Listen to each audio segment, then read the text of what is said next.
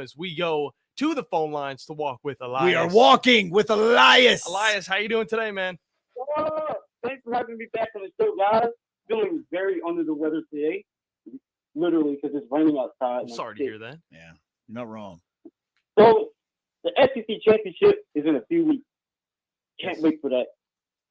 My prediction is Alabama versus Texas. And what I've learned is Kalen DeBoer is Steve Sarkisian. And you know what happened last year with Kalen DeBoer and Steve Sarkisian with that playoff game?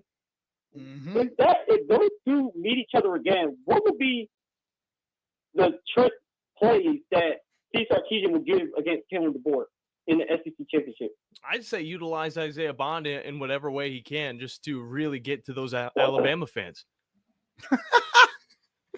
You know, I mean, we got your studs. He may not be A wrong. little toss pass to him, then he throws it out to who's that tight end they got? They haven't used him too much this year, but another guy from Alabama over on that Texas team.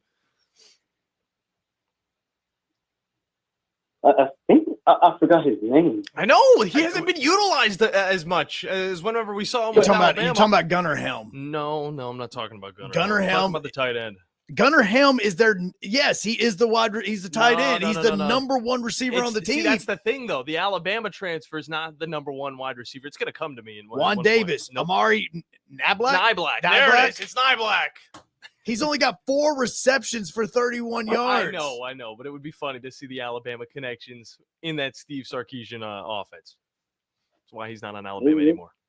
Really is, because what was missing from Alabama the last few weeks has been much of Jalen Milroe just running the ball, because I saw the mistake that he had against Tennessee, and it really just, it's like we see how bad he plays from like most of the games, and then he gets better at like some games. Yeah. Just like the one against LSU. He got 4 rushing touchdowns. He reminds me that reminded me of like Randy Moss. He got some sort of Randy Moss, little bit of mix of Derrick Henry right in there. Yeah.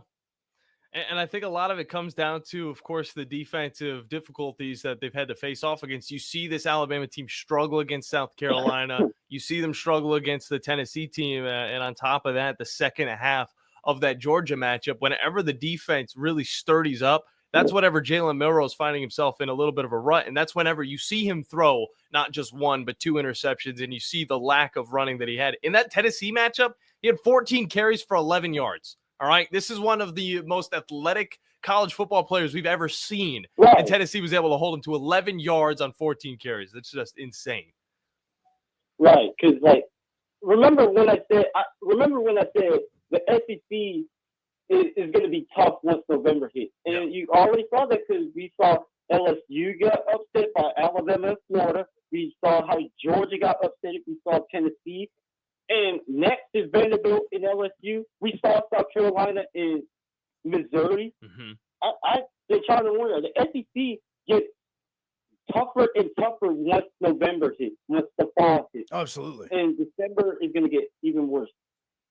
No doubt about that. And I think we've seen all throughout the season that the SEC has only gotten more difficult to play in with all this turnaround with teams winning against other teams like Kentucky challenging Georgia early in the season, or Kentucky getting the win at Ole Miss. I mean, these are things that we did not think would happen, as well as Vanderbilt's success this season on top of South Carolina, who was projected to be one of the worst teams in this league. But appreciate you calling in, Elias. Oh, one more thing. Go for it. Roll Tide. Roll Tide, brother. Good stuff from Elias.